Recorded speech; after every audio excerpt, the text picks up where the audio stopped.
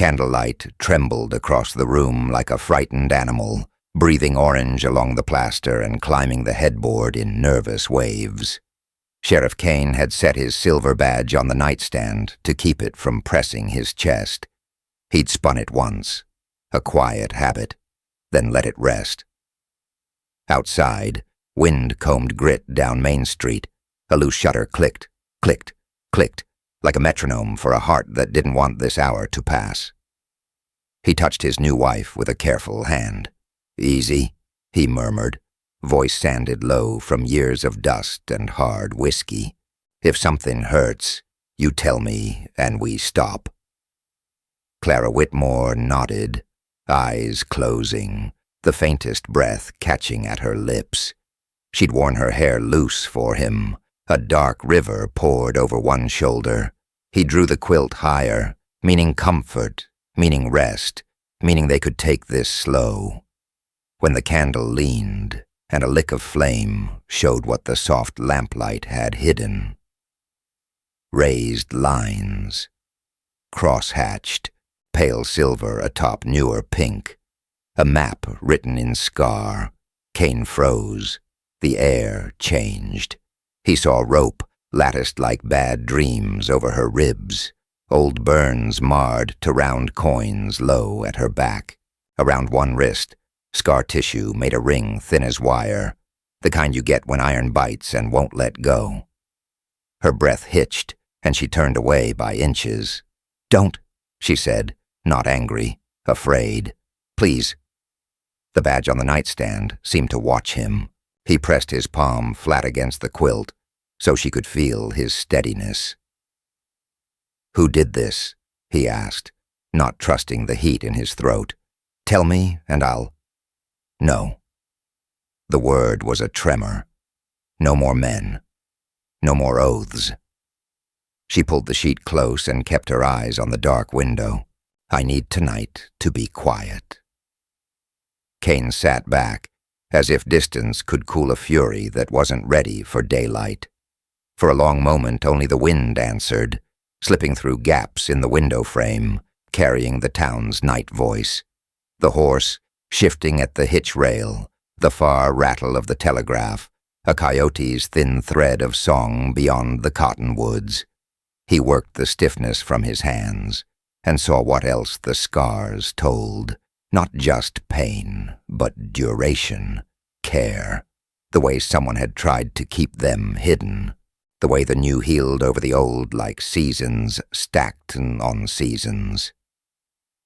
"Clara," he said, softer than a prayer, "you married a lawman. That's a truth and a burden. I can't." He swallowed. "I won't pretend I didn't see." She rolled toward him then, the candle painting her face into gold and shadow. "And I will not let scars be the whole of me." Tears brightened but did not fall. Her jaw set with a stubbornness he recognized from the mirror, the only way some folk held together. "If I carry them, they're mine to carry. They don't belong to your badge." Kane held her gaze, held the argument in his chest until it stopped bucking. He reached for the quilt, drew it up to her collarbone, and kissed her hairline. "All right," he said. "Tonight is yours." They lay there a while, breathing time back into human measure.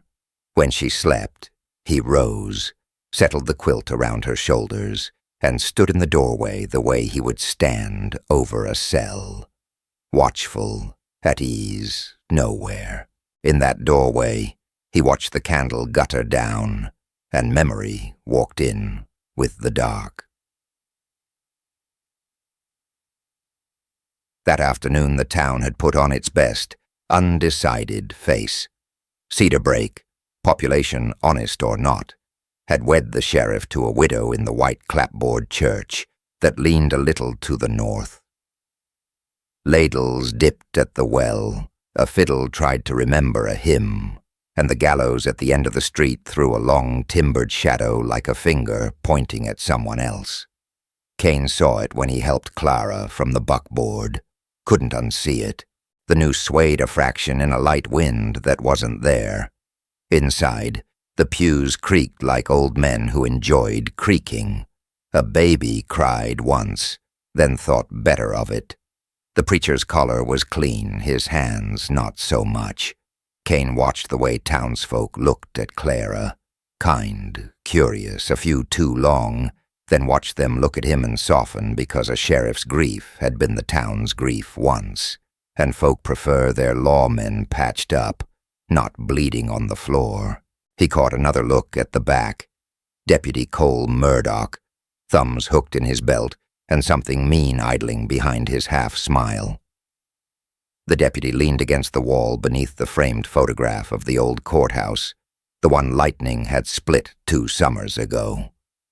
"Fine day, Sheriff," Murdoch drawled when they passed. "Storm'll come quick after a heat like this." He tipped his hat at Clara, but his eyes never quite touched hers. Kane let the comment die where it deserved. They spoke their vows simple.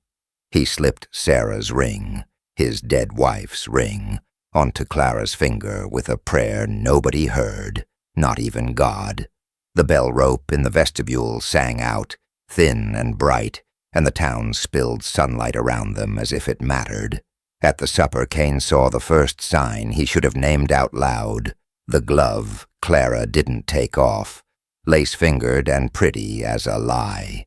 Another sign he refused, because hope is a stubborn drunk, came when a ranch hand from the South Range stepped forward with a burlap-wrapped gift, and Clara flinched at the scrape of ribbon. Not the noise, the movement, the way the ribbon tightened. He told himself he would ask tonight. He told himself the asking could wait.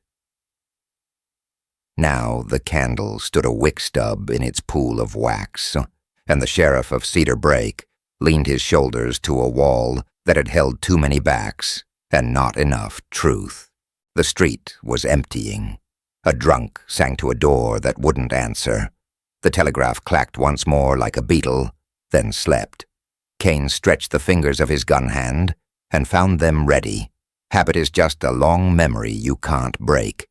And tried not to picture iron around Clara's wrists, heat against skin, a cellar with no air but the kind men leave you. Somewhere beyond the river, the thunderheads that had been throwing blue light on the far horizon muttered to themselves.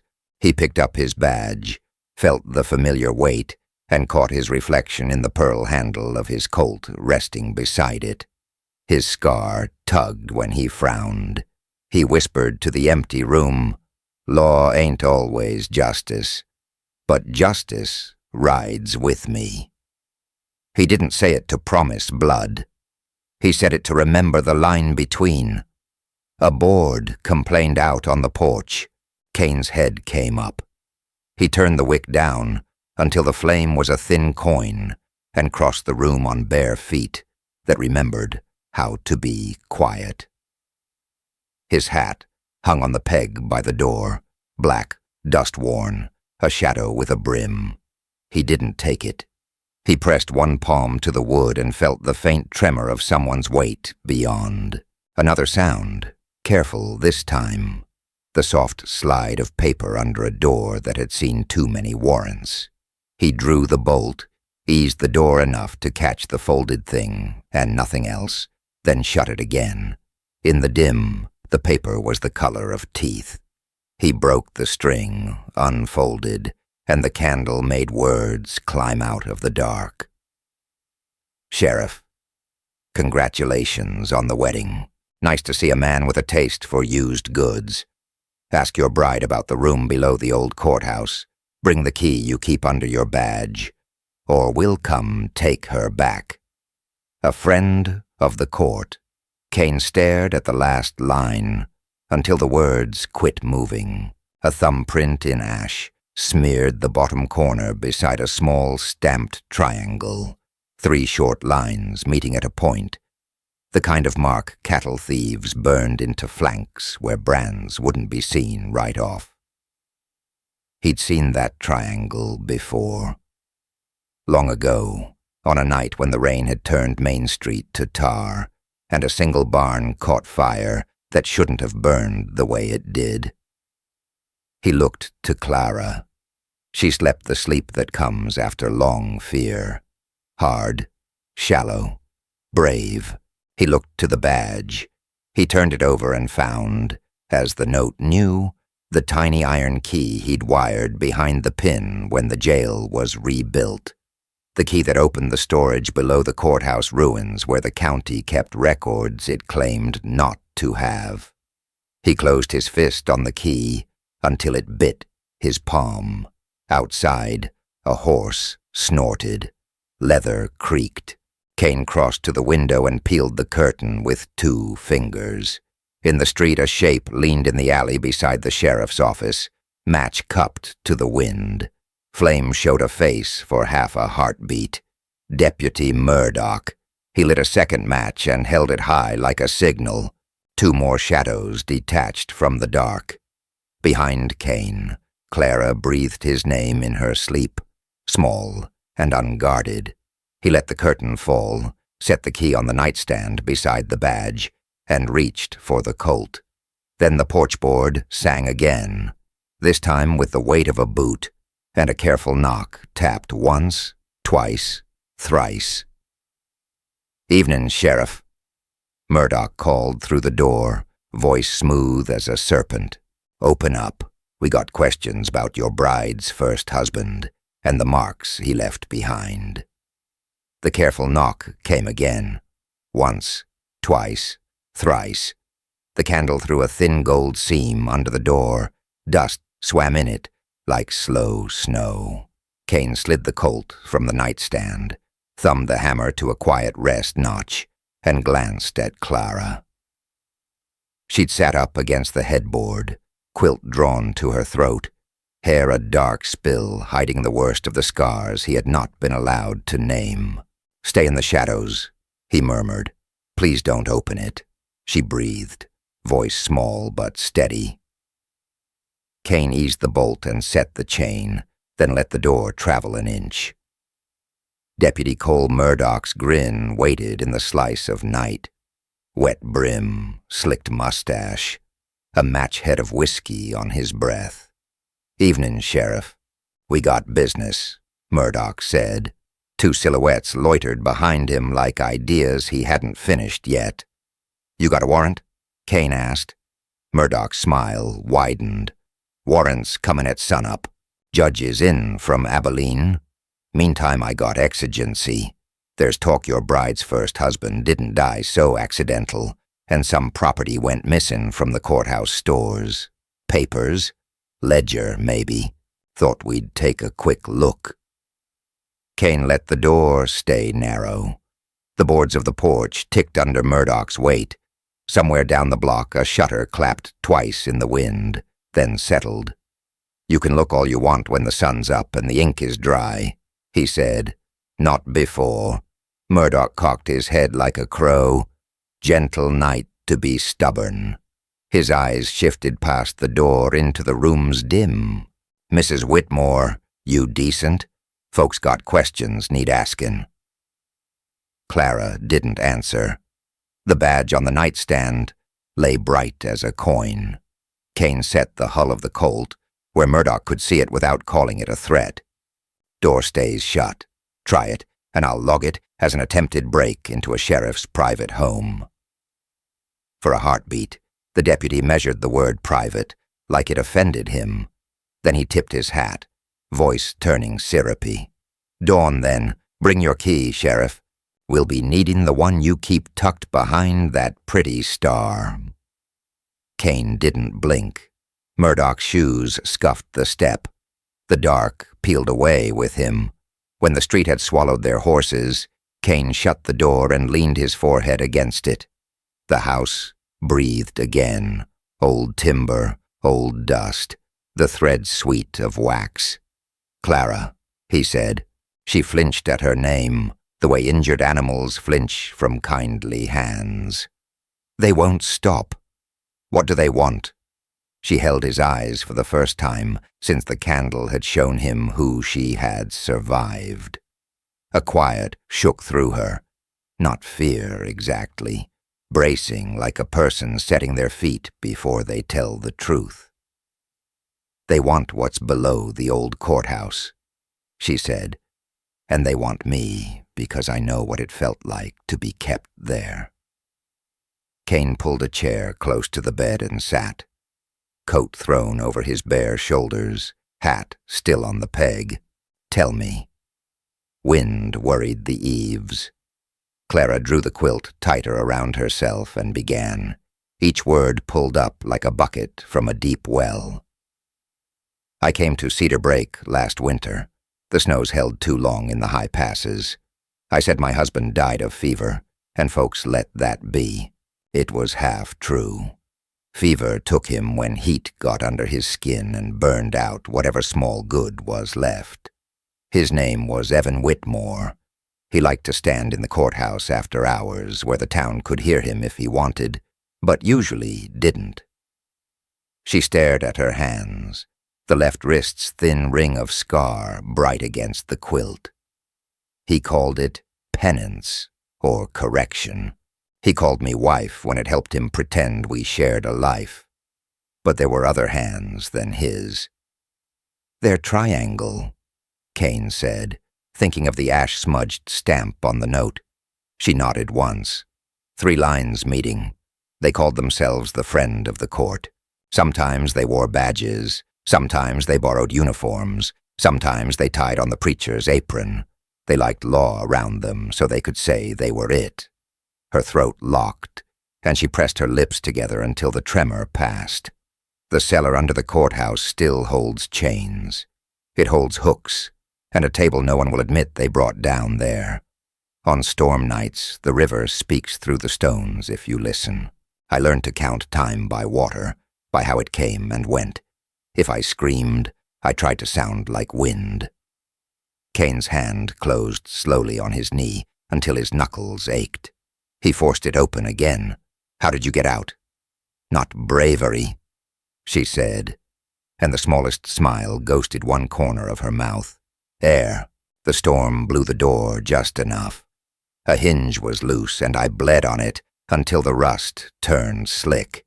Evan unlocked the chain to move me. We fought. He slipped." The smile died.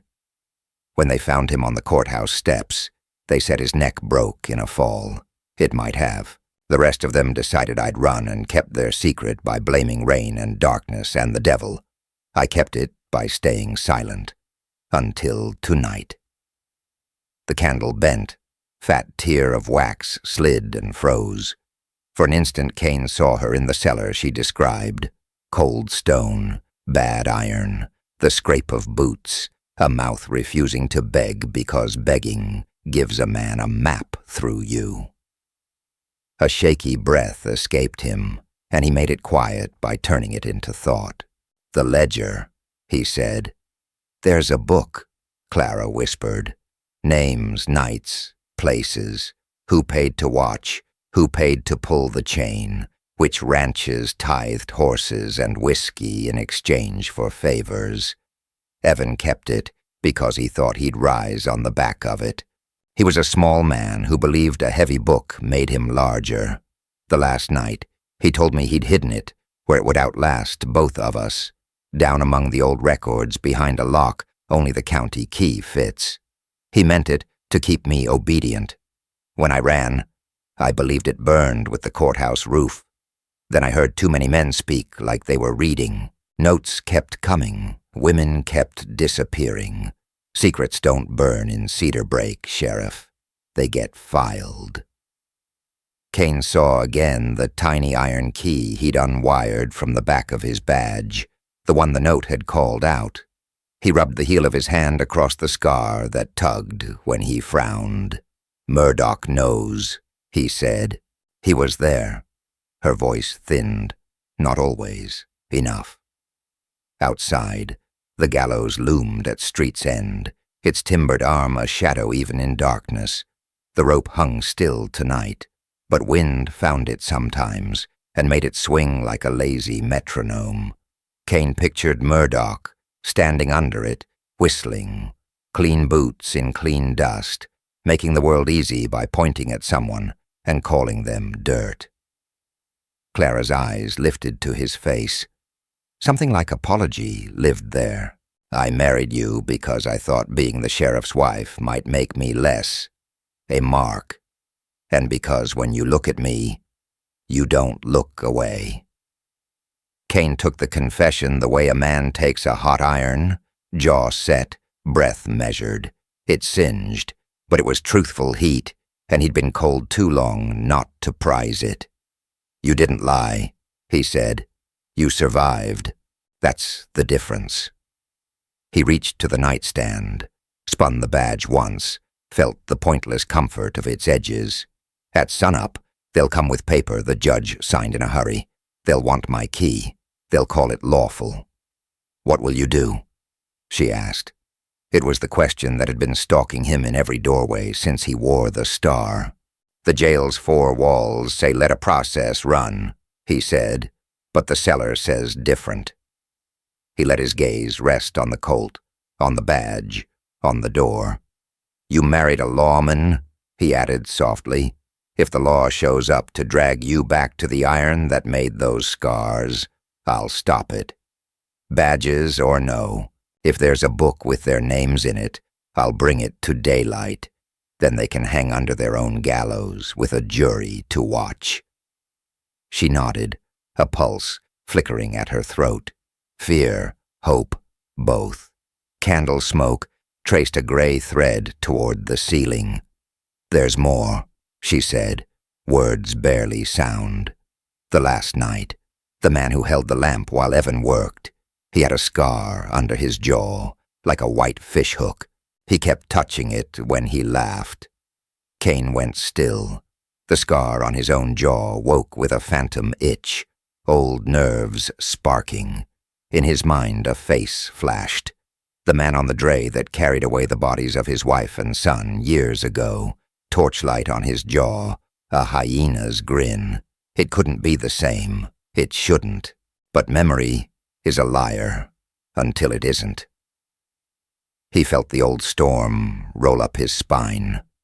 Rest, he said roughly. I'll sit the door.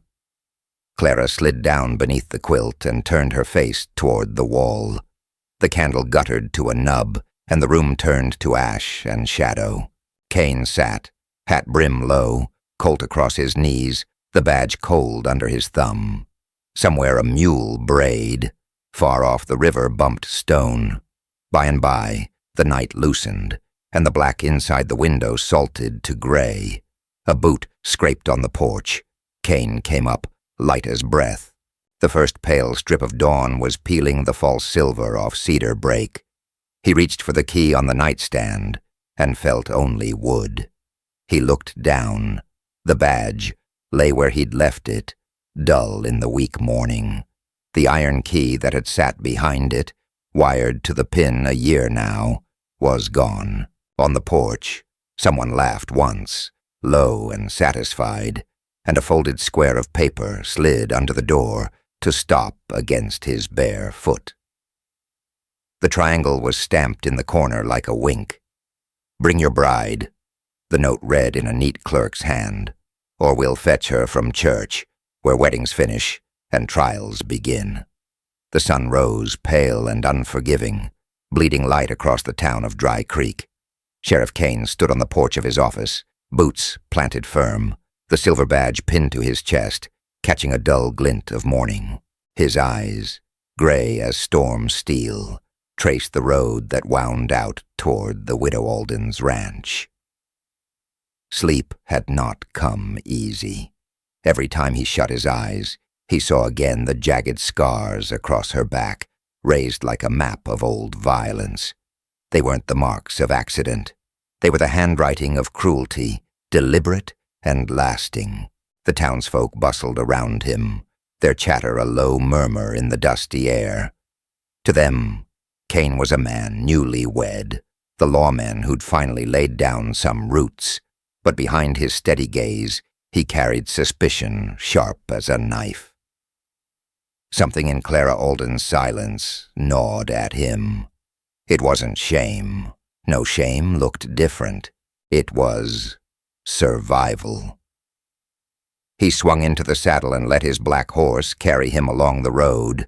The creak of leather, the jingle of the reins. Each sound sharpened the unease coiling in his chest. He'd buried enough secrets in this county to know when one was clawing to the surface. By noon, he was at the ranch. The house stood plain against the desert sky, clapboard gray and weathered. Inside, Clara moved with quiet efficiency, setting bread to rise, her hands steady, but her eyes far away. Kane entered, hat low, dust still clinging to his coat. She turned, startled, and for an instant fear flickered in her face before she smoothed it away. "You came back early," she said, voice soft. "Couldn't stay away," Kane answered, though his tone carried more weight than warmth.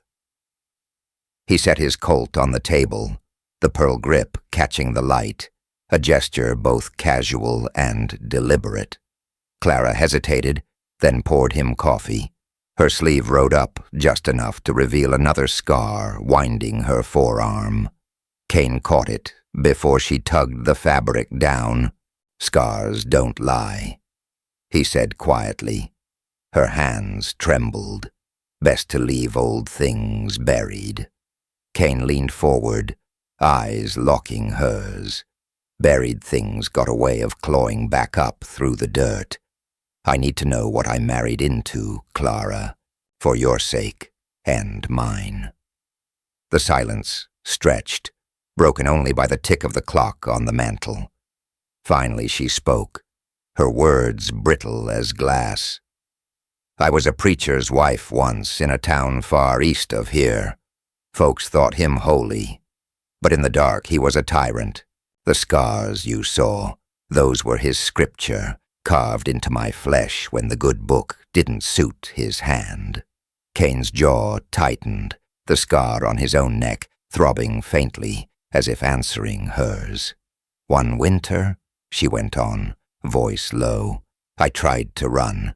He dragged me back, made the town believe I was touched by madness.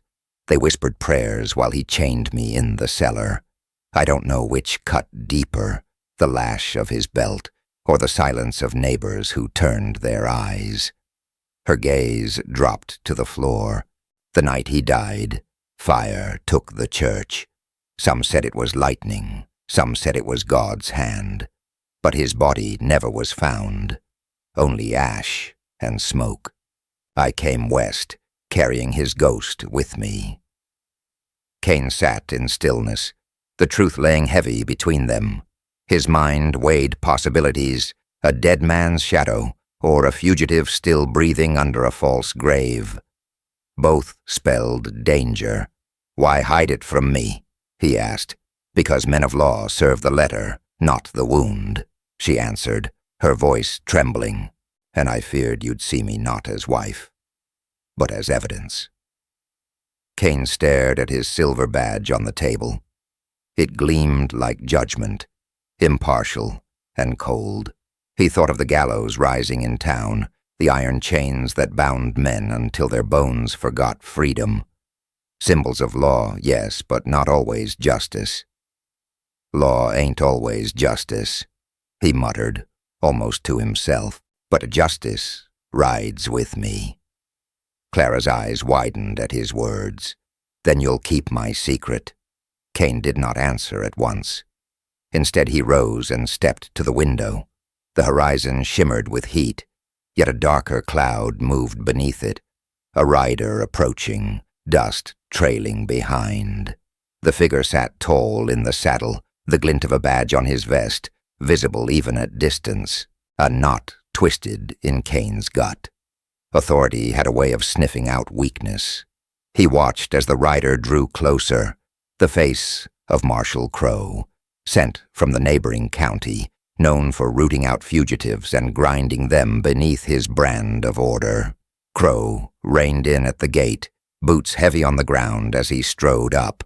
His voice carried before he reached the porch. "Sheriff Kane, heard tell your bride's got a past worth questioning. Mind if I step inside?" Kane's hand hovered near his Colt, though he kept his face impassive. Clara's breath caught, her knuckles white against her apron. Inside the house, tension coiled like a rattlesnake, ready to strike. The past she had bled to escape was now pounding on her door, wearing the iron of law. Kane knew one choice lay before him: badge or justice. He met Crow at the threshold. The marshal's eyes, hard and suspicious, darted past him toward Clara. "Got word from back east," Crow said. "Preacher's wife vanished after a fire. Some say she lit the match herself. Town wants answers. You married her, Sheriff. You best not shield a killer." Kane's steel-gray gaze never wavered. "Inside my home, Marshal. You ask with respect, or you don't ask at all." Crow smirked, hand brushing the butt of his revolver. "That sound like a threat?" Kane's voice dropped to a dangerous calm. "Sounds like the truth." The room felt charged, as if the desert itself held its breath. Clara stood behind, pale and silent, the scars beneath her dress burning like brands of memory.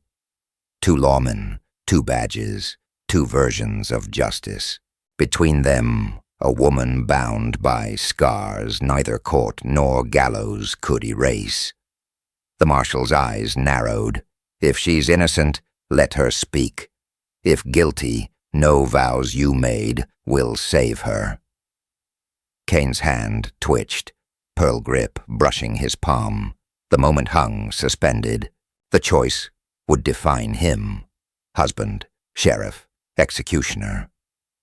Outside, thunder rolled distant across the desert, though no storm showed in the sky. And with that sound, the part ended. Kane standing in the doorway, law and love colliding, the marshal's hand drifting closer to iron, Clara's secret bleeding into daylight. Dawn peeled a thin gray skin off Cedar Break, turning the street to ash and the gallows to a black finger against the whitening sky. Sheriff Kane stood bare, headed in his doorway, jaw tight, the night's last chill clinging to his teeth. On the floor by his boot lay the new note, neat clerk's hand, corner stamped with that small triangle, like a sneer. "Bring your bride, or we fetch her from church, where weddings finish and trials begin." He turned the paper over once more, felt how clean it was, how recent. The iron key that had lived wired behind his badge was gone. Whoever took it had moved like fog. Kane slid the Colt into his waistband, set the badge in his coat pocket instead of on his chest, and went back to the bedroom. Clara was awake, eyes open in the gray. "You didn't sleep," she murmured. "Didn't need to." He offered a tight smile that felt like a lie. "We're moving. To where? The one place no decent man will look for you." He gestured to the door with his chin. "My jail." She flinched, the words scraping old nerves. He saw it and set his voice low, steady. "You pick the cell, door stays open, you walk if you want.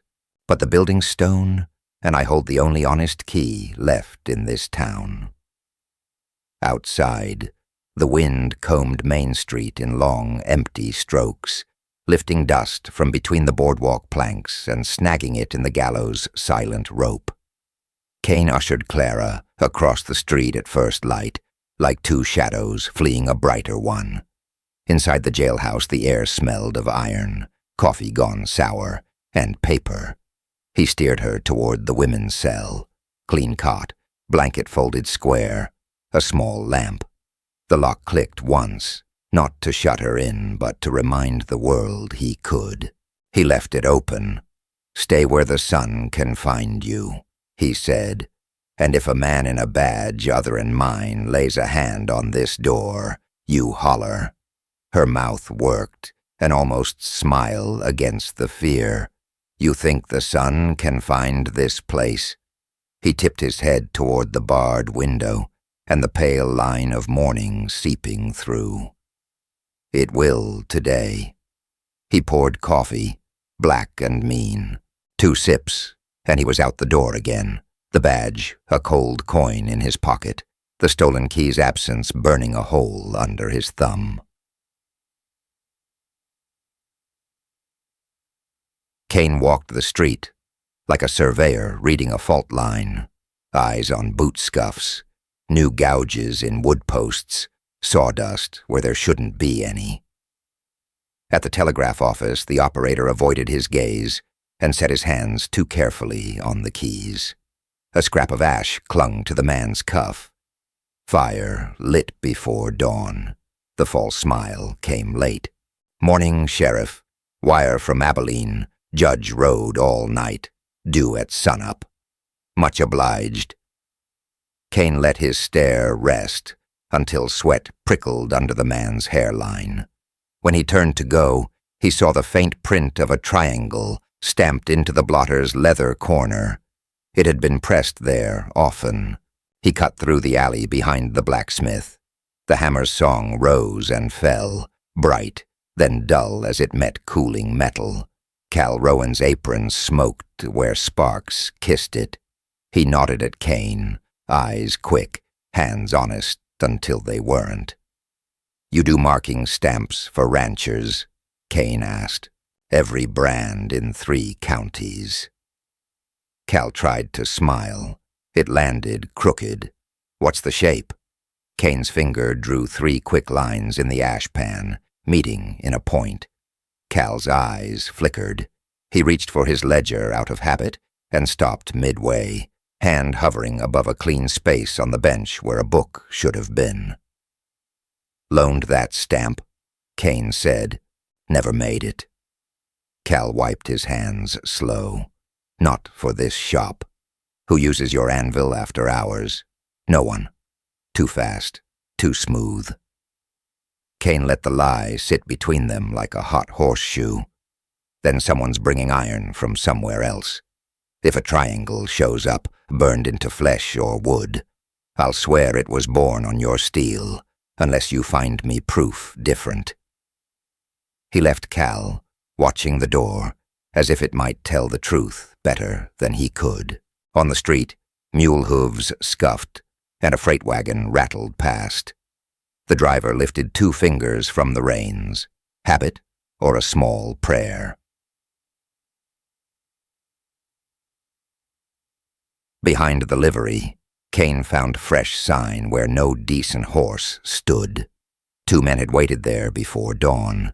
One favored the left boot, the heel dug deeper, mud in a place that hadn't seen water in a week.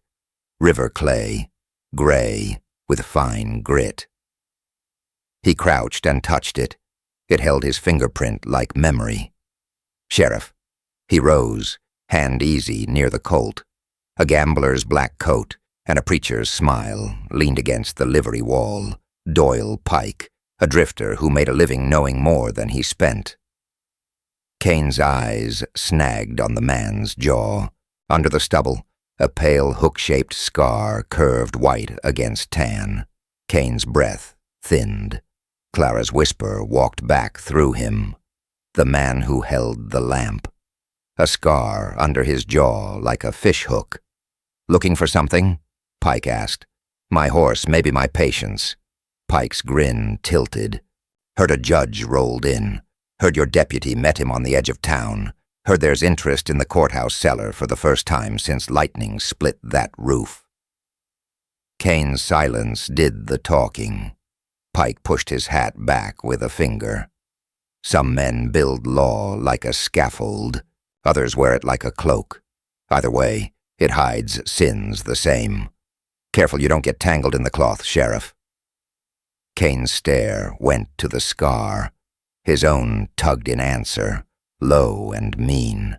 "Where'd you pick up that hook?" "Alfalfa knife. Bad harvest. Why?" "Looks like it healed wrong." "Most things do." Pike's eyes danced. "Word is, your key went walking in the night. Shame if the right hands turn it in the wrong lock." Kane let the drifter's laughter trail him back into daylight. The sound felt like a match struck behind his ribs. Yasri. Back at the office, Deputy Cole Murdoch leaned at Kane's desk like it owed him something. He'd shaved. His cheeks were clean as bleached bone, mustache glistening with oil. The courthouse photograph on the wall hung a degree off true, the triangle watermark on its frame, so faint you'd miss it if you weren't hunting, caught the angle of light. "Judge is here," Murdoch said with a grin that never hung on his eyes. "He's a mite peevish you slept late." He tipped his hat toward the cells. "That your bride behind bars. Shame you found the only safe house in town. Ain't a house at all." Kane stepped around him, set his badge on the desk, and laid the Colt beside it. The move dropped the room's temperature a full degree. "You got something to say to me, Cole. Say it straight." "Straight is this." Murdoch's thumbs hooked his belt.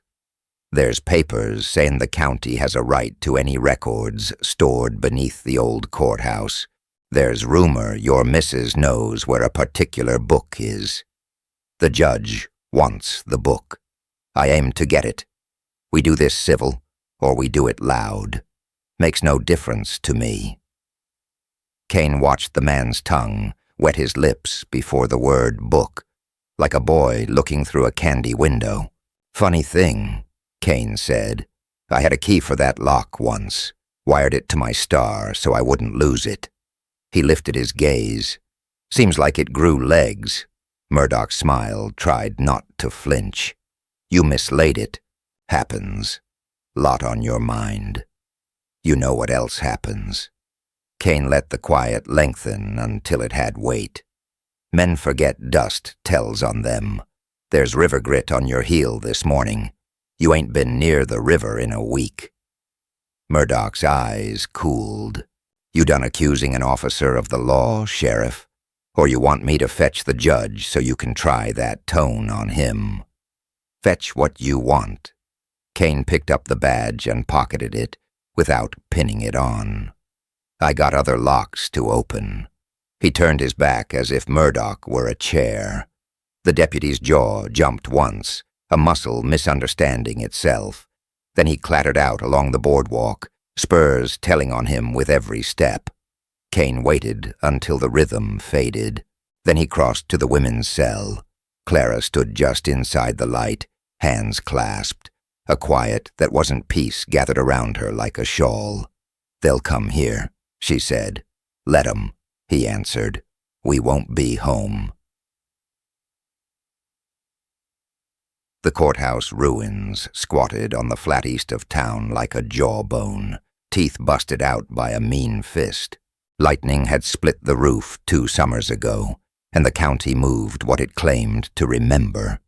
The rest lay under stone and ash and a door so thick it kept out sun and mercy in equal measure. Kane and Clara crossed the open ground at mid-morning, when folk were busy with chores and not with staring. Heat bent the air.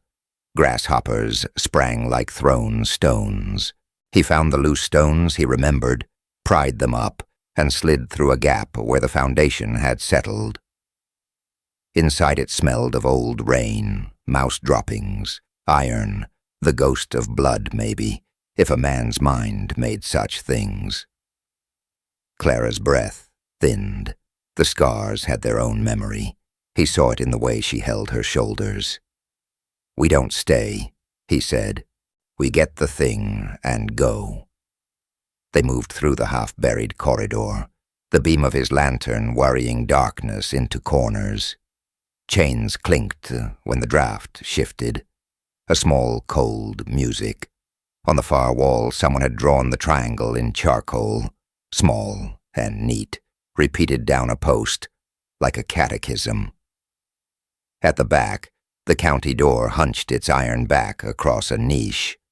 Kane set his lantern on the floor and knelt, hands finding the mortised edges he'd learned about a year back when the county misplaced its hangman's ledger and blamed weather. He said it would outlast both of us. Clara whispered, voice no louder than the wick hiss. Kane worked the pry bar under a flagstone scarred by old tool marks and fresh scratches both. The stone lifted with a groan like a dying man.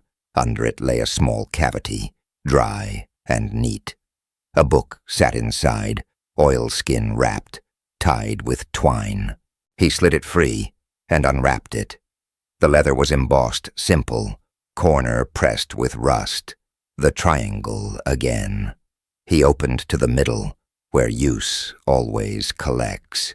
Names leapt up in the lantern light. Dates, sums, nights, sheriff's men, ranch brands. The friend of the court did not bother to call itself anything else in the margins. The triangle was enough. He turned a page, and time bucked under him. A date he knew by the ache that lived in his bones, the night his house burned, and the undertaker's dray took what was left of his wife and son. Against it, in tidy hand, an entry. Pike, lampman, 2 flames. A sum beside it. Paid. Satisfied. Clara's hand touched his sleeve. Pike. She breathed, the word falling like a nail. He held the light. He touched his scar when he laughed. Kane's mouth had gone dry. His throat remembered smoke. The drifter's face rose in his mind, the white hook under the jaw. He saw, suddenly, the whole town tilting along a single line. The judge arrived before dawn, a deputy with river clay on his boot, a blacksmith missing a ledger, a clerk's hand that wrote neat while the seller did ugly work. Bootsteps thudded above them, slow and careful. The lantern's flame bobbed as the old wood took weight. Voices sifted down through the gaps. Murdoch's drawl, a thinner tone he hadn't heard since circuit court. The judge from Abilene, and a third voice that rasped salt across stone. Doors heavy, the rasp said, amused. Good thing we brought the right key. Kane slipped the ledger inside his coat, blew the lantern to a coal, then pinched it out between 2 fingers. Darkness drew in close, thick and animal. He took Clara's hand. It was cold and quick. The iron door's lock clicked, soft and obscene. Hinges complained. Light spilled down the steps as the door shuddered open and a man bent to the threshold, lamp held high. The flame painted the white fishhook under his jaw in a cruel kindness. "Afternoon, Sheriff," Pike said, smiling into the black where he knew a man would be. "Funny place to bring a bride." Lantern light knifed the dark. It caught on chains, on hooks, on the damp gleam of old stone, and then found Sheriff Kane's eyes. Pike's grin lived above the lamp like a fox mask. Beneath his jaw, the white fishhook scar shone like an insult. Behind him, boots creaked on the steps. Deputy Murdoch's soft swagger first, and then a man in a traveling coat with a judge's stiff collar and a voice that wore authority like a blade. "Sheriff," the judge rasped, blinking down into the cellar as if peering into a well. "You are trespassing on county property. Hand me those records." Kane eased Clara behind his shoulder and came up half a step, body between her and the light. He felt the ledger like a live coal under his coat. The cellar air was wet and mineral, tinged with iron, and the lantern's flame licked drafts into little snarls of smoke. Somewhere behind the thick door, rainwater ticked through broken mortar like a clock, learning to speak. "You got paper, says that?" Kane asked, voice carved flat. "Show it." Murdoch held up a folded sheet, the wax seal squashed like a berry. "Writ of retrieval," he drawled.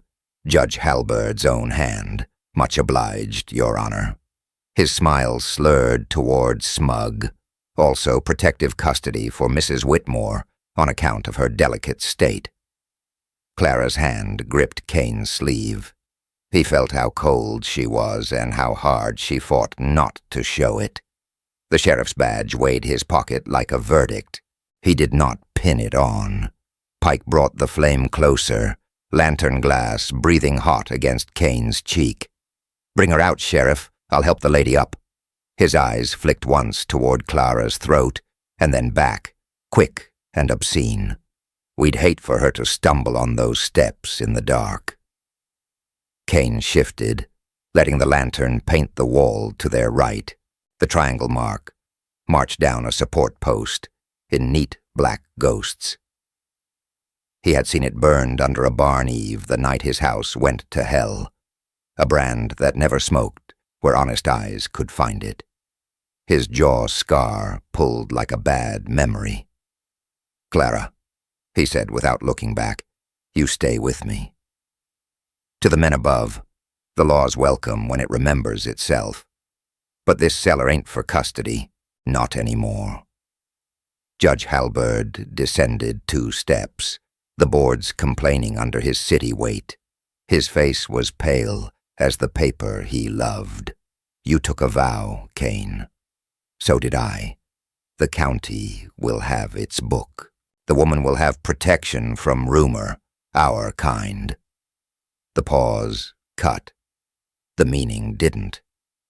The friend of the court watches over its own. "There's your problem," Kane said softly. "You don't know the difference between watching over and looking away." The judge's gaze slid past him to Clara. "Mrs. Whitmore, your late husband contributed meaningfully to our civic order. Your silence will honor that. Come along." Clara stepped into the lantern's throat of light. The scars at her wrist flashed pale. "Your order kept a chain around my bones," she said, voice thin but clean. "My silence fed it." Pike's smile said he liked tears and would prefer them now. When none came, his eyes cooled. "She'll learn manners, Your Honor. The cellar teaches fine." Kane heard the small sound Clara made, the swallow before a scream, and felt something cold and hot at once move through him, a tide that came from a place before language. He lifted the ledger from his coat and turned it where they could see. The leather was oil dark, the corner indented by a rusted triangle. He opened to a page he had not stopped seeing since he'd found it. "March 13th, he said, lantern flare trembling across neat clerk's hand. A night that lit the sky over Cedar Brake. Pike, lampman, 2 flames. Paid, satisfied." His eyes met Pike's. Let the truth sit there until the man blinked. "That's the night my house burned. That's the night you held the light while men did what they came to do." Murdoch's smirk cracked. The judge's jaw set. Pike's laugh was small and broke itself on the air. "Bookkeeping," he said. "You know how books are, Sheriff. They make honest work seem unholy." "Work?" Clara's voice cut like wire. "You call what you did work?" Kane let the silence widen like a canyon. In its depth, the courthouse breathed. Old wood, old wrongs, the stink of oiled chain waking to memory. He turned a page. Names, dates, the triangle in the margin like a nod in a dark alley. "Here's another," he said, tone conversational because rage didn't need heat to kill. "Evan Whitmore, your dead husband. Penance. 3 nights. Signed off by a deputy. Which deputy signed this, Cole?" He lifted the lantern. The scrawl at the bottom was familiar as a bad tooth. Murdoch had never learned to hide his hurry when he wrote. Murdoch's tongue slicked his lip. "Lot of Whitmores in this county," he managed. "A man can't be certain." "Law ain't always justice," Kane murmured, "but justice rides with me." He closed the ledger. The sound was not loud, but it felt like a door thrown in someone's face. Halberd drew a breath through his teeth. "Sheriff Kane, I will not be bullied by insinuations. You will deliver those records, or you will be removed and charged." "By who?" Kane asked. "The same men who stamped your triangle into the town's conscience." He nodded toward the long hooks where meat had once hung, and something else. Later. "You built a church that prays to itself." Pike's lamp hand never shook. "Enough," he said almost gently. "Hand the book, send the girl, or we light this hole and write your name on a different page. Sheriff, insubordination, corrected." Kane saw it then, in Pike's offhand, a corked bottle with a rag stuffed to its throat, a loop of twine tied neat. The breath of kerosene lay under the cellar's damp like a promise. Above, more boot heels shifted. 3, maybe 4 men. The judge had not come alone, and he had not come to argue forever. The sheriff's mind moved like chess played under a gun. He could put a bullet through the lamp and buy darkness. Pike would drop the bottle. Fire would run the floor like a fox and make the air a knife. He could hand the book and keep Clara breathing, for now, while sin tidied its ledger upstairs. Or he could try a third path and trust both his draw and the cellar's cruel memory. He set the ledger on a broken crate and laid his palm on it like a prayer. "Clara," he said, and the softness in it was a bridle on his rage. "When I move, you run to the iron ladder behind you, up and out through the loose stones. You remember?" "Yes," she said. Her breath fogged the cold. He did not look at her again. Halbert had descended to the last step. He took his warrant back from Murdoch, with a little sigh, then held out his hand the way a banker invites a debtor to save face. "Be reasonable, Sheriff. Give us the book. Release the woman. You can keep your badge clean." Kane lifted the badge from his pocket, spun it once and let it sit in his palm, silver in the flicker like a small moon. He pictured pinning it on and then cleaning his conscience on its back, like men do knives on boots. Instead, he closed his fingers, felt the familiar edges mark his skin, and tucked it away. "My badge don't need to be clean," he said. "It needs to be true." Pike's grin returned, pleased that a line had been crossed. "Then here's truth," he said, tilting the lantern toward the damp timbered ceiling. "This county runs on fear you can smell from the street. You want to blow sweet air down here, you best be ready to breathe smoke first." Kane's thumb settled the Colt's hammer a hair from travel. He shifted, not much, just enough so that the lantern glass caught Murdoch's eyes. The deputy's bravado wavered. The river clay dried on his heel made a pale crescent on the step like a half-smile. The judge, close now, could see his own reflection small and warped in the Colt's pearl grip. A tremor ran through the courthouse ruin, perhaps a wagon passing above, perhaps the old structure remembering lightning. Dust sift in a soft curtain, each mote bright for a breath in the lamp glow. Kane breathed in grit, iron, Clara's soap, the old dark. "There's a page in that book," he said to Halberd, voice as level as a table. "It lists who paid for what night, who watched, who locked doors and held lamps. It's a long list for a small town. Maybe it's time the town read it." "You won't get it to daylight," Halberd said. The certainty in his eyes was the kind that comes only to men who have never had to run. "Maybe not," Kane said, "but I'm damn well going to try." Pike's offhand twitched, just enough to lift the bottle where the rag drank kerosene. Kane saw the intent before the movement. He fired once. The shot flattened the cellar's air. The lantern burst, glass and fire fanning in a savage sun that fell and spread across the stone. Pike cursed and pitched the bottle out of reflex. It burst against a post. Flame crawled hungry along a line of old oil, then leapt, found a rope, and ran up it, toward the ceiling with the keen joy of things built to burn. Heat kissed Kane's face. Smoke began its low work, the kind that slinks along the floor and teaches lungs to forget. Kane shoved the ledger into his coat and drove Clara backward toward the ladder with his shoulder, eyes never leaving the men on the steps. Murdoch scrambled for footing. The judge flung himself against the jamb to avoid the fire's first swipe. Pike reared back, laughing and furious both, the white scar on his jaw burning brighter in the chaos like a hooked moon. "Seal that door," Halberd choked, hauling his handkerchief to his mouth. "Smoke 'em like rats." Above them, men heaved. The iron door groaned. Smoke bunched in the stair throat like muscle. Heat ticked the chains until they sang thin notes, unnatural music for wicked days. Kane caught Clara's hand on the ladder. "Climb," he said, voice a raw whisper now. "Don't stop." She moved, quick, sure, brave.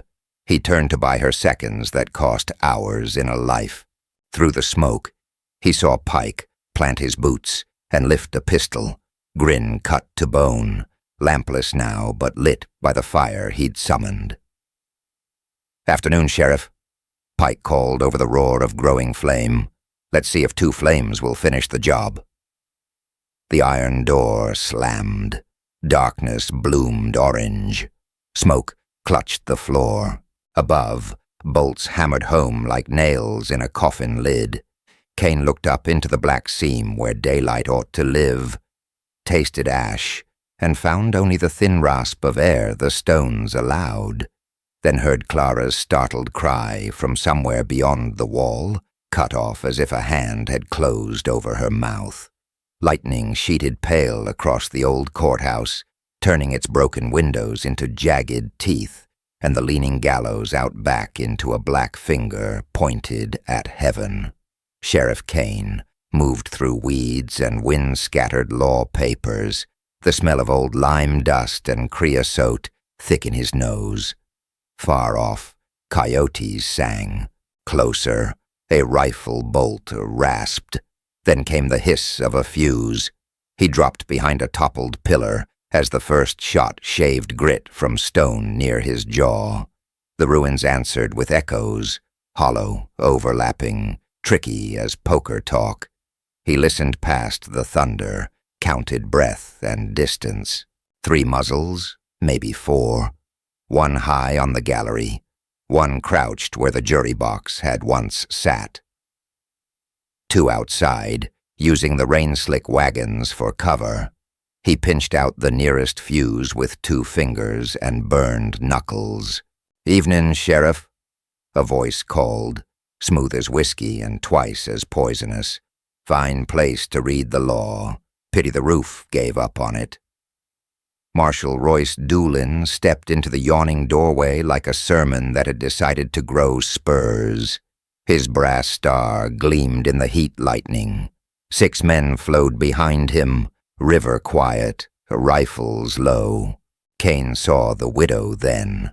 Eliza knelt where the judge's bench had collapsed, wrists bound in rawhide, hair stuck to her cheeks with rain.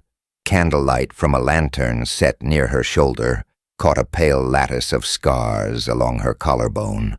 The same cross-hatched brand Kane had traced with shaking hands the night they were wed.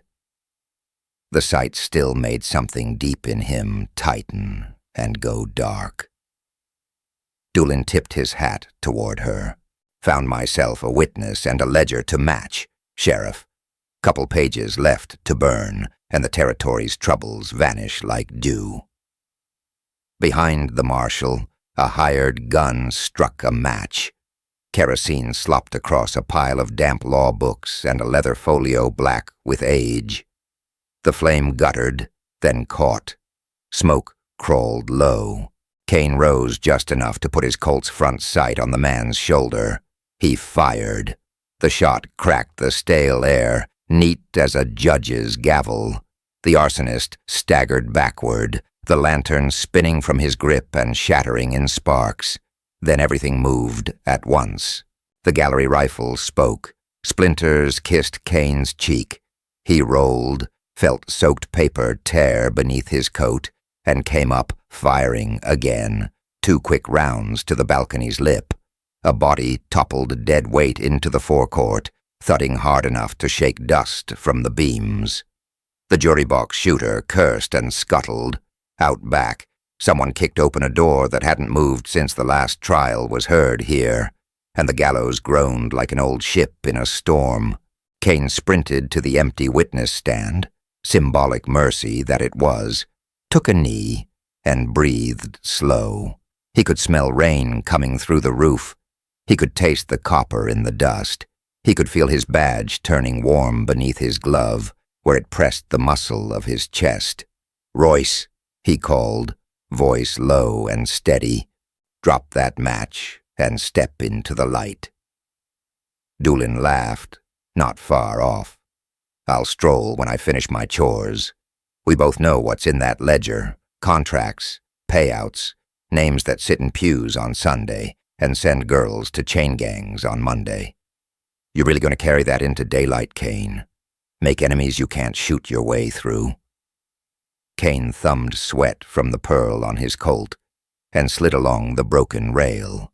Eliza's eyes followed him, not pleading, not yet, just a dark, tired steadiness. He remembered the first time he'd seen that look, in the lamplight of their wedding room, when he'd lifted lace and found scars like a truth carved with a dull knife. "Sheriff," she murmured now, voice hoarse, "he'll burn what you need." A slug sang past, buried itself in the judge's chair, and made the whole rotten thing shiver. The rope at the gallows creaked, swaying in a phantom wind. Kane felt the old courthouse like a living body around him. Broken ribs, a failing heart, and still a place where verdicts once mattered. He leaned out, sent a single shot through the jury screens. A man grunted and went down, clutching meat. The others scattered, boots thumping rotten boards, breath ragged in the wet. Doolin didn't scatter.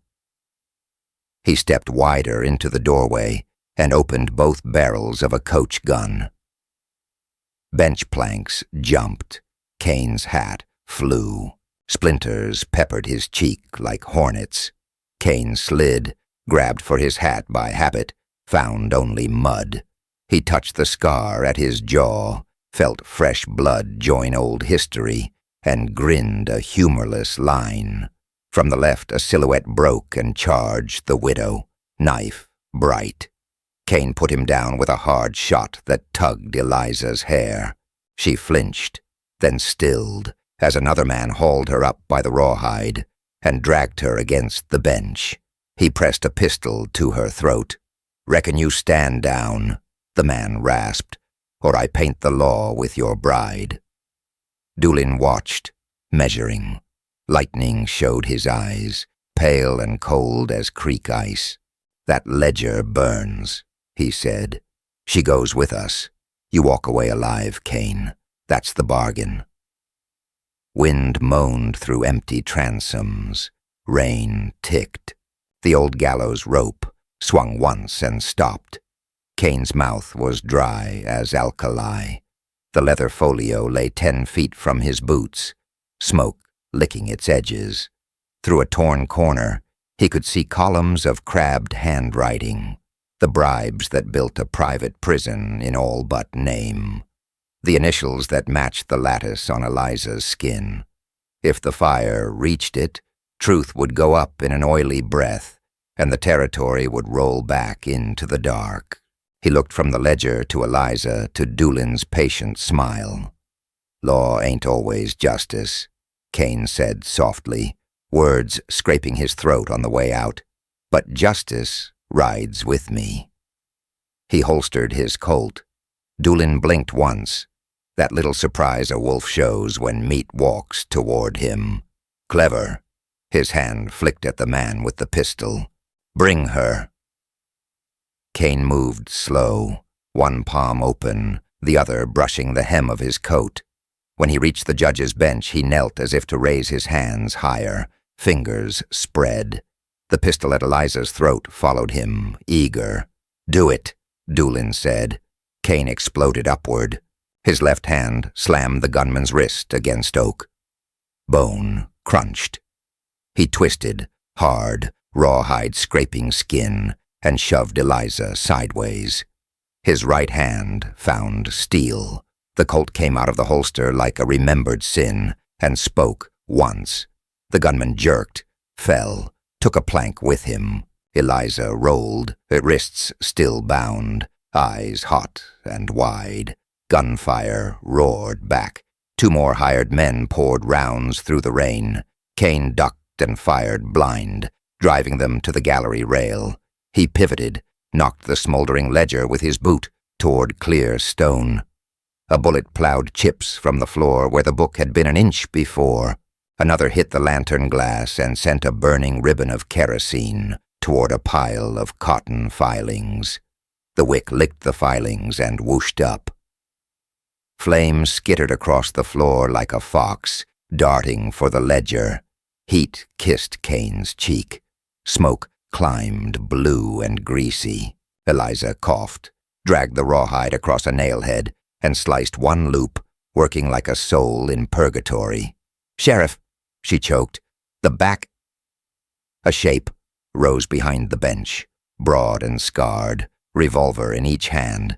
Doolin's second, the one they called Ox, brought both muzzles up. Kane hit the floor and fired twice under the bench frame. Both rounds tore through Ox's thighs. The man screamed high and strange, fell, and his revolvers thundered into the ceiling, knocking plaster in a white rain. For a heartbeat, there was only fire, sound, and breath. Doolin stepped in, honest now, coat flared, badge bright and mocking in the lantern light. "It's over," he said, and he almost sounded tired. "You can't carry paper and a woman through a war, Kane." Kane stood, slow. His badge turned on its pin under his fingers, a small bright coin that used to mean certainty. He stared at Doolin's star, then at his own, then at Eliza, who had freed one hand and was pawing at the ledger with singed fingers, dragging it toward her. "Royce," Kane said, "I'm taking you in." Doolin smiled. "No, Sheriff, you're coming with me." Bootsteps thudded on wet boards behind Kane. More men. The marshal had held riders in reserve. Eliza's freed hand closed on the ledger and tucked it to her belly like a child. She looked up at Kane through smoke and tears, then past him, at Doolin.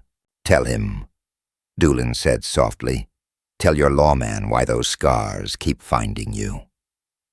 She swallowed. "I wore their chain," she said, voice barely there. "I ran. I stole that book once and failed. I married you to buy a night without fear." Her eyes stung him worse than smoke. "I came here to end it.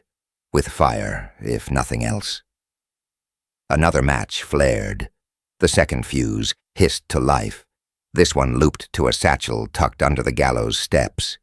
Kane smelled more than kerosene now. He smelled blasting powder, sour and certain, a two-stick persuasion waiting to turn the courthouse into a cough of dust. The fuse burned as bright and steady as a comet's tail, skipping along damp grit. Eliza stared at it, then at Doolin, then back at Kane. The ledger weighed down her skirts like a verdict. Kane could shoot the fuse and risk setting it sooner. He could dive and tear it free with his bare hand, and maybe lose that hand to the flash. Or he could keep his gun on Doolin and take the marshal alive while the book burned and the past went with it. His badge ticked under his thumb, slow as a clock in a dying house. Thunder rolled. The gallows rope swung and settled like a breath held too long. Doolin grinned, showing small, neat teeth. "Choose," he said. Kane moved. The fuse spit brighter, kissed the dark mouth of the satchel, and flared. The ruins took a breath with him, walls leaning closer, smoke thickening. Eliza threw an arm across her face. Kane's Colt came up, not at the bag, not at Doolin, but at something else entirely. And the courthouse swallowed sound as the blast began. Dawn bled pale across the courthouse ruins, turning broken columns into ribs of a dead beast. Smoke drifted from the shattered doorway where gunfire had settled its last argument, and Sheriff Kane stood with rain on his hat brim and grit under his tongue, watching his silver badge spin against his knuckles, turn, flash, turn, like a coin deciding a man's soul. Beneath the bowed beam of the gallows, Judge Alistair Beaumont knelt in mud, wrists chafed by iron. Eliza Sutter, his bride of a single cursed night, stood a few paces back, shawl soaked, eyes dry at last. The wind carried the tired squeal of a hanging rope swaying, a sound like memory sawn in half. "Sheriff," the judge rasped, lips trembling purple, where the night had kissed him with a pistol butt. "You'll haul me to jail, and we'll let the courts talk. That's the law. The jail's 3 walls and a tilted stove," Kane said, voice low. "You burned the 4th yourself." From the pines, townsfolk ghosted out, miners tight in their coats, 2 ranchers, the undertaker with his hat pressed flat as a hymn book. A boy clutching a slat sign that once named this place a courthouse peered around his father's hip. And there in the crowd, Kane's deputy, Jasper Cole, kept his bandaged hand close to a holster he'd already disgraced in the night. He would live. Others would not. Eliza stepped forward. Candlelight from their wedding room still flickered in Kane's mind. Her back curved like a question mark, the necklace of scars circling her ribs, the narrow ladder of old lash marks, scars that had forced truth out of silence. She lifted her blouse edge now, quick, shameless, cold. Not for the men, not anymore, for him. "Show them," she said without turning. "Show him what he made of me." Beaumont's jaw held pride like a broken tooth. "I had order to keep," he lied. "The House of Correction takes what the town sends, or what the town ignores."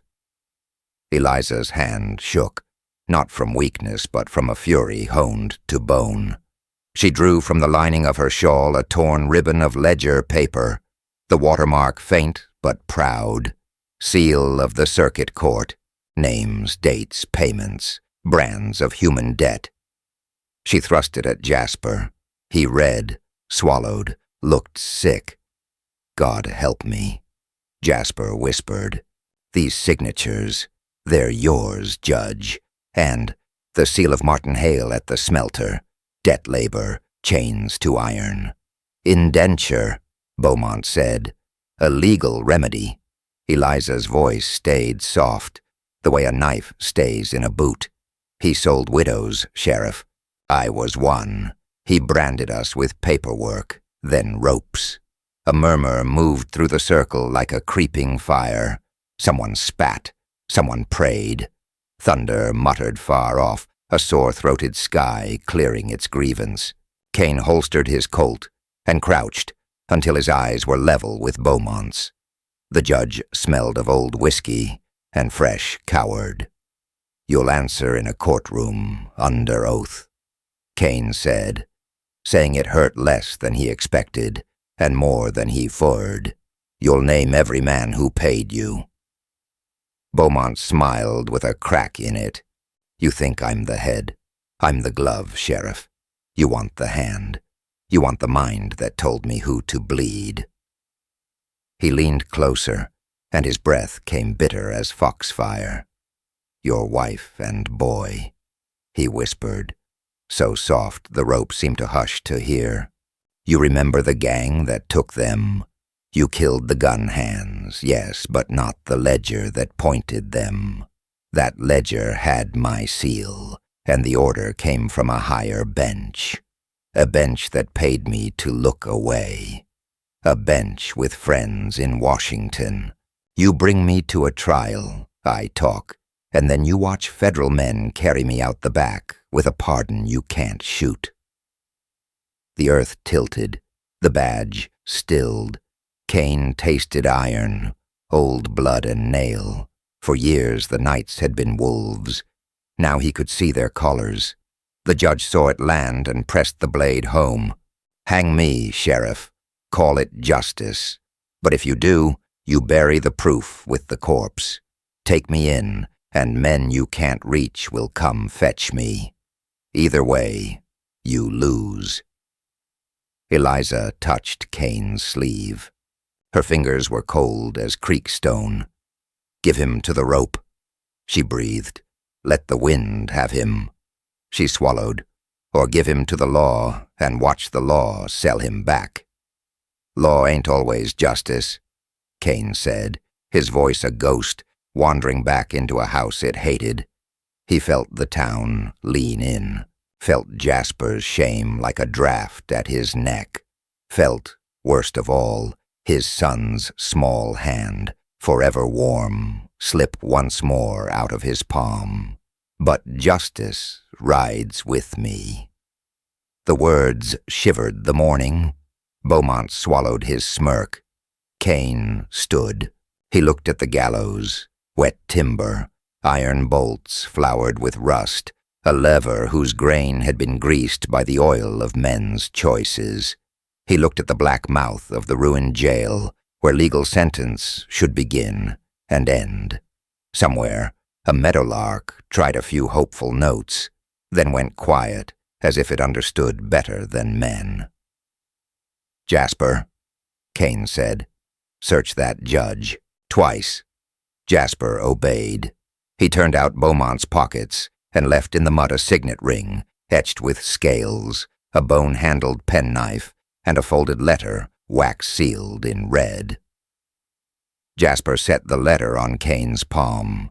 Rain slicked the wax, but the impression kept its sneer, the mark of a territorial appeals board. Kane's jaw worked once. He slid the letter into his coat. "We take him in." A groan rippled through the crowd. Anger, doubt, hunger. The undertaker muttered, "A rope's a clean gospel." A rancher said, "Courts are a gambler's table." Eliza's nails bit through Kane's sleeve. "Then the ones who branded me win," she said through her teeth. "They'll pluck him like a goose." Kane met her eyes. They were not pleading. They were a canyon, deep, carved, patient with flood. "If I hang him now," he said, "they call me killer, and the ledger dies in ash. If I walk him to town, men with softer hands than mine might steal him." He looked at Jasper, "Which is why he won't leave our sight." The judge's smile returned, brittle. "You'll never make the ridge, Sheriff." Kane nodded. "Then we die, walking toward the law, not away from it." He lifted Beaumont to his feet. Iron clinked. Eliza's breath hitched. Anger, grief, some thread stitched from both. Kane squeezed her hand once. "This isn't mercy," he told her. "It's a longer noose." They formed up. Jasper on the judge's left, the ranchers grim as fence posts to either side, the undertaker behind with a shovel he'd rather not use today. Eliza walked at Kane's right, shoulders square, shawl a flag of quiet war. The crowd, denied its fire, became a river that moved with them, muttering, rearranging stones. They didn't make the ridge before thunder changed minds. 3 riders crested the far slope. Broad hats, clean coats, a patent polish to their boots you didn't earn in mud. The lead man waved a folded writ and smiled as if he were ordering eggs.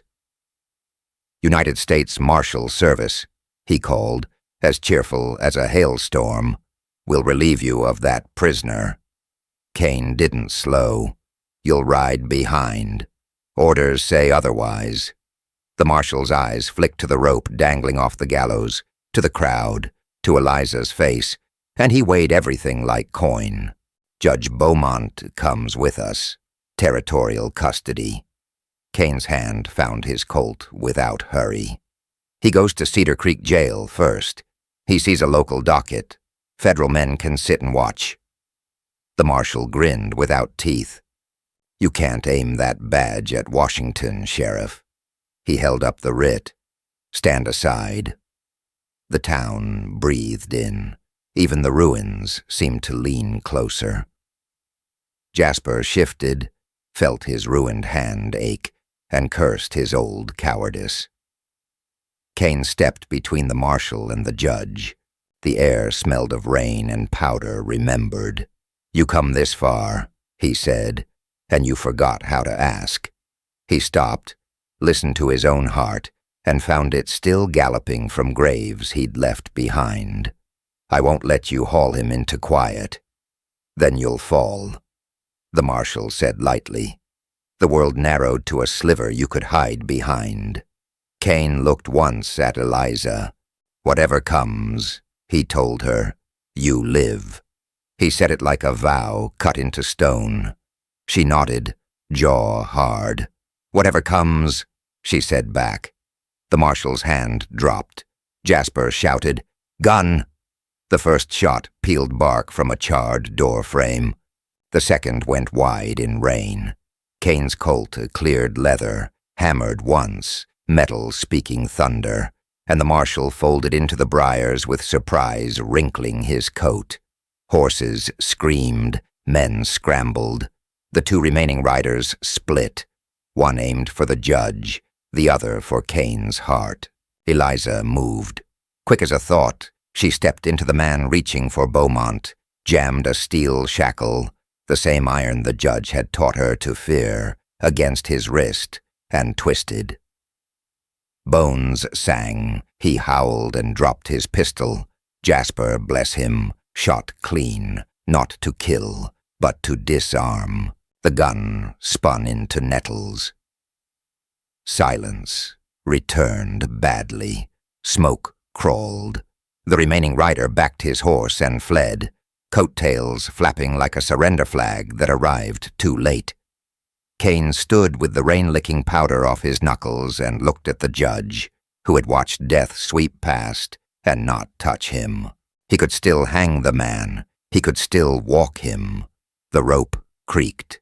The ruins waited to see which way the story bent. Kane holstered his Colt with hands that trembled only when the killing was done. He turned to the crowd. "We take him to Cedar Creek. You'll walk with me. You'll be eyes the whole way. And if Washington comes sniffing again, they'll step through every one of you to do it." Eliza's breath left her in a ragged gust. She hadn't gotten vengeance. Not yet.